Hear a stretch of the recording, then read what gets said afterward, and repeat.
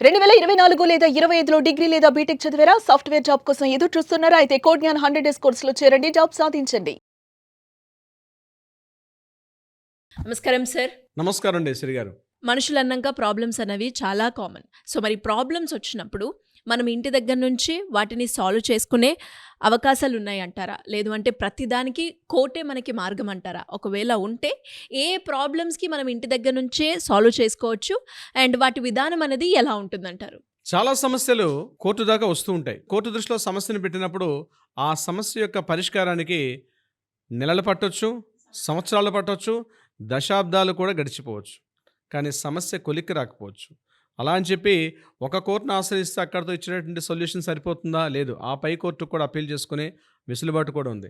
పోనీ ఆ పై కోర్టు ఇచ్చినటువంటి జడ్జిమెంట్ ఫైనల్ కాపీయా? లేదు. ఆ పై కోర్టుకు కూడా వెళ్ళాల్సిన అవసరం కూడా ఉంటుంది. ఇలా సమస్యని పొడిగించుకుంటూ వెళ్ళడమే తప్ప సమస్యకు పరిష్కారం అన్నది కోర్టుల్లో కొద్దిగా లేటుగా వస్తాయన్న అభిప్రాయం అనేది చాలా మందిలో ఉంది. చాలా ఇట్స్ వాస్తవం అంటే వాస్తవమనే చెప్పుకోవచ్చు. Yes, exactly. కానీ కొన్ని సమస్యల్ని ప్రత్యేకించి కొన్ని సమస్యల్ని మనం కోర్టు బయటనే అంటే కోర్టును ఆశ్రయించకుండా కూడా మన సమస్యల్ని పరిష్కరించుకునే అవకాశం కూడా ఉంటుంది. అనేక వీడియోలు కూడా మనం చేసాం దీనికి సంబంధించి. కానీ ఈ కోర్టు బయట సమస్యలు ఎలా పరిష్కరించుకోవాలి? ఏ ఏ సందర్భాల్లో పరిష్కరించుకోవచ్చు? ఎన్ని మార్గాలు ఉన్నాయన్నది ఈ వీడియోలో తెలుసుకునే ప్రయత్నం చేద్దాం. First one, legal notice. మీకేదైనా సమస్య ఉంది, ఒక ప్రాబ్లం జరిగింది, ఒక వ్యక్తి వల్ల లేకపోతే ఒక సంస్థ వల్ల ఒక ఆర్గనైజేషన్ వల్ల మీకు సమస్య వచ్చింది. ఇమ్మీడియట్‌గా మీరు ఒక అడ్వకేట్‌ని ఆశ్రయించండి. అడ్వకేట్ ద్వారా ఒక లీగల్ నోటీస్ మీరు పంపించుకోవడం ద్వారా కొంతవరకు మీకు రిలీఫ్ పొందే అవకాశం ఉంటుంది. కానీ ఆ నోటీస్ సెండ్ చేసేటప్పుడు కూడా అందులో సమస్య ఏంటి? ఆ సమస్య వల్ల వచ్చినటువంటి ప్రాబ్లమ్స్ ఏంటి? చట్టపరంగా వాటిని లేట్ చేసుకోవడం వల్ల అతను ఎదుర్కోబోయే ఇది కూడా మనం ఆ లెటర్‌లో మన నోటీస్‌లో క్లియర్‌గా స్పష్టంగా చెప్పినప్పుడు లీగల్ నోటీస్ ద్వారా కూడా అడ్వకేట్ యొక్క సమక్షంలో కూడా మనం వాటిని సాల్వ్ చేసుకునే సందర్భాలు చాలా ఉన్నాయి. మా దగ్గరికి వచ్చిన చాలా క్లయింట్స్‌ని కూడా మేము లీగల్ నోటీస్ సెండ్ చేసి కూడా కాంప్రమైజ్ చేసి ఆ ఇష్యూని క్లోజ్ చేసుకునే సందర్భాలు కూడా ఉంటాయి. ఎందుకంటే కోర్టుకి వెళ్ళడం వల్ల చాలా వరకు లేట్ అవుతుంది. దీనివల్ల ఇద్దరికీ కూడా పాకెట్ ఖర్చు అవుతుంది. At the same time time కూడా కిల్ అయిపోతున్న ఉద్దేశంతోటి లీగల్ నోటీస్ ద్వారా ఒక ఫస్ట్ పాయింట్ మనం చెప్పుకోవచ్చు. నెంబర్ 2, మీడియేషన్ ద్వారా ప్రాబ్లమ్ సాల్వ్ చేసుకోవచ్చా? ఎగ్జాక్ట్‌లీ, మీడియేషన్ ద్వారా ప్రాబ్లమ్ సాల్వ్ చేసుకోవచ్చు. చాలామందికి తెలియనిది ఏంటంటే 2023లో మీడియేషన్ యాక్ట్ అని చెప్పి ఒకటొచ్చింది. మధ్యవర్తిత్వ చట్టము. ఈ చట్టాన్ని ఎవరికి సంబంధించిందంటే ముఖ్యంగా వైవాహిక సమస్యలు, అంతేకాకుండా ఏదైనా సివిల్ సమస్యలు అంటే ప్రాబ్లమ్స్, ఏదైనా ల్యాండ్ తగాదాలు, బిల్డర్స్‌కి గానీ, ల్యాండ్ ఓనర్స్‌కి గానీ మధ్య ఉన్నటువంటి బయ్యర్‌కి, ల్యాండ్ ఓనర్స్‌కి మధ్య సమస్యలు, ఇట్లాంటి సివిల్ తగాదాలు చాలా వరకు కూడా మనం మీడియేషన్ చట్టం ద్వారా 2023 చట్టం ద్వారా తొలగించుకునే అవకాశం ఉంటుంది. అయితే మీడియేషన్ చట్టం ఎలా వాడుకోవాలి? మీడియేషన్ చట్టంలో ఎవరెవరు సభ్యులుగా ఉండాలి అంటే తప్పనిసరిగా ఇరు వర్గీయులకు చెందనటువంటి వ్యక్తి ఉండాలి. ఒక రిటైర్డ్ జడ్జి గానీ, లేకపోతే హైకోర్టు సీనియర్ అడ్వకేట్‌కి పవర్స్ ఇవ్వడం జరిగింది. ఇద్దరు వ్యక్తుల్ని కూర్చోబెట్టుకొని ఒక మీడియేషన్ ద్వారా ఒక పేపర్, ఒక ఎంఓయూ రాసుకోవచ్చు. ఆ ఎంఓయూని గానీ వైలేట్ చేస్తే ఇద్దరిని కూడా అంటే ఎవరైతే పార్టిసిపేట్ చేస్తారో అందులో ఉన్న ఇద్దరు క్యాండిడేట్స్ కూడా కోర్టుకు వెళ్ళి కూడా దాన్ని తీసుకోవడానికి ఒక చట్ట పరిధి లోబడి ఉంటుంది. ఆ మీడియేషన్ యొక్క ఆ రాసుకున్న డాక్యుమెంట్‌కి కూడా లీగాలిటీ ఉంటుంది. అలా మీడియేషన్ లేకుండా రాసుకున్నటువంటి ఏదైనా పేపర్ ఉంటే దానికి లీగాలిటీ ఉండదు. సో, లీగాలిటీ ఉన్న పేపర్‌ని రాసుకొని ఇద్దరి మధ్య మీడియేషన్ చేసుకొని ప్రాబ్లమ్‌ని సాల్వ్ చేసుకునే అవకాశం కూడా ఉంటుంది. That is the point number 2, mediation. Point number 3 is the Lok Adalat. Lok Adalat act మనకు 1987లో వచ్చింది. ఆ 87 ప్రకారం చిన్న స్మాల్ కేసెస్, ఏదో రోడ్డు మీద వెళ్ళాం, యాక్సిడెంట్ అయింది, ఏదో చిన్న ప్రాబ్లమ్ వచ్చింది, చిన్న స్మాల్ కేసు, బ్యాంక్‌కి మనకు సంబంధించిన చిన్న కేసులు గానీ అంటే అది చాలా వరకు ఇక్కడ ఒక విషయం గుర్తుపెట్టుకోవాలి. మనం ఏ మీడియేషన్ చేయాలన్నా, ఏ సెటిల్మెంట్ చేయాలన్నా అది క్రిమినల్ చర్యలు కాకుండా ఉండాలి.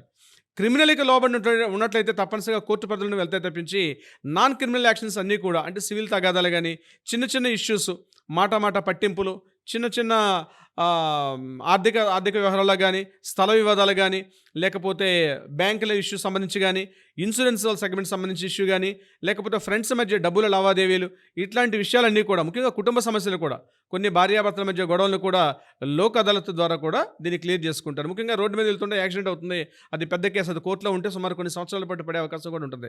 సో, లోక్ అదాలత్ ద్వారా వాటిని out side of the court మనం కోర్టు పరిధిని మనం లోక్ అదాలత్ అనే యాక్ట్ ఒకటి ఉంది 1987. ఆ యాక్ట్ ద్వారా కూడా వాటిని పరిష్కరించుకునే అవకాశం ఉంటుంది. Point number 4 is the arbitration. Arbitration అంటే ముఖ్యంగా బిజినెస్ కంపెనీస్ ఉంటాయి, భాగస్వామ్యాలు. అంటే ఒక పెద్ద కంపెనీ ఉంది, ఆ కంపెనీకి సప్లయర్స్ ఉంటారు. అంటే మెటీరియల్ సప్లై చేసేవాళ్ళు, లేకపోతే రా మెటీరియల్ సప్లై చేసేవాళ్ళు, ప్రాసెసింగ్ చేసేవాళ్ళు, ఇట్లాంటివి కొంత అసెంబ్లింగ్ యూనిట్స్ ఉంటాయి, కొన్ని ఇండస్ట్రీస్ ఉంటాయి. ఇట్లాంటివి ఇప్పుడు ఉదాహరణకు ఒక బట్టల పరిశ్రమ తీసుకోండి. బట్టల పరిశ్రమలో మ్యానుఫ్యాక్చరర్స్ ఒకరు ఉంటారు, సప్లయర్స్ ఒకరు ఉంటారు, మీడియేషన్స్ ఒకరు ఉంటారు. వీళ్ళ మధ్య గొడవలు వస్తుంటాయి. మనీ వాల్యూస్ అంటే మనీ దగ్గర కానీ, సప్లై దగ్గర కానీ, ప్రొడక్ట్స్ దగ్గర కానీ, ఇట్లాంటి ఎనీ బిజినెస్ నాట్ ఓన్లీ పర్టికులర్గా నేను ఒక ప్రొడక్ట్ అని చెప్పను. ప్రొడక్ట్లో కానీ, సర్వీస్ సెగ్మెంట్లో కానీ ఏదైనా భారీ స్థాయిలో ఒక కంపెనీ స్థాయిలో కానీ ప్రాబ్లమ్స్ వచ్చేటప్పుడు కోర్టు కూడా వెళ్తే కోర్టు కూడా ఆర్బిట్రేషన్ అరేంజ్ చేస్తుంది. ఇక్కడ ఆర్బిట్రేటర్ అంటే ఎవరైతే ఆ న్యాయాన్ని డిసైడ్ చేస్తారో వాళ్ళని ఆర్బిట్రేటర్ అంటారు. ఆర్బిట్రేటర్ దగ్గర నుండి డిసైడ్ చేస్తారు. So out side of the court ఒక ఆర్బిట్రేషన్ ఏర్పాటు చేసుకొని వారి ద్వారా మనం కోర్టుకి వెళ్లకుండా కూడా సమస్యని సాల్వ్ చేసుకునే అవకాశం కూడా ఉంటుంది. That is the point number 4. Point number 5 ఇక డైరెక్ట్ సెటిల్మెంట్.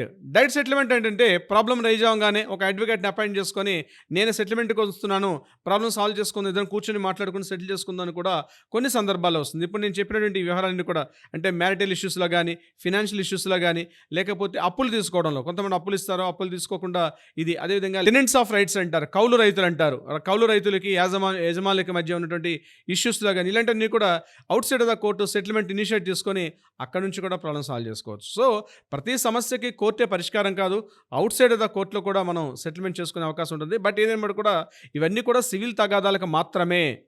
క్రిమినల్ యాక్షన్స్ ఉన్నాయనుకోండి, మర్డర్స్ కానీ, హత్యా ప్రయత్నాలు, వాటిని మాత్రం ఎట్టి పరిస్థితుల్లో కూడా కోర్టు యాక్సెప్ట్ చేయదు. అది కోర్టులో మాత్రమే అది పరిష్కారం దొరికే అవకాశం ఉంటుంది. ఒక హత్యా ప్రయత్నం జరిగింది, ఒక మర్డర్ జరిగింది, ఒక పెద్ద పెద్ద క్రిమినల్ కేసులు ఉంటాయి, ఉగ్రవాద చర్యలు ఉంటాయి, ఇట్లాంటి వాటికి సెటిల్మెంట్స్ అంటూ ఉండవు. వీటిని out side of the court settlement చేసుకోలేరు. కేవలం సివిల్ తగాదాలు మాత్రమే అవుట్ సైడ్ ఆఫ్ ద కోర్టులో మనం సెటిల్మెంట్ చేసుకునే అవకాశం ఉంటుంది. సిరి గారు, ఈ డిఫరెంట్ సిచ్యువేషన్స్లో వాళ్ళు ప్రాబ్లం అయితే ఫేస్ చేస్తూ ఉంటారు. అలాంటి సందర్భాల్లో ఎవరైనా కూడా మిమ్మల్ని అప్రోచ్ అవ్వాలి అంటే ఎలా ఉంటుందంటారు? తప్పనిసరిగా సిరిగా దీనికి సంబంధించి ఏమైనా సూచనలు సలహాలు కావాలంటే కింద స్క్రోల్ అవుతుంటే మన కాంటాక్ట్ చేయండి. లీగల్ టీమ్ అప్రోచ్ అవుతారు, మీకు కావాల్సిన సూచనలు సలహాలు ఇచ్చే ప్రయత్నం చేస్తారు. But prior appointment is the most important. Thank you sir, thank you so much. Thank you so much అండి.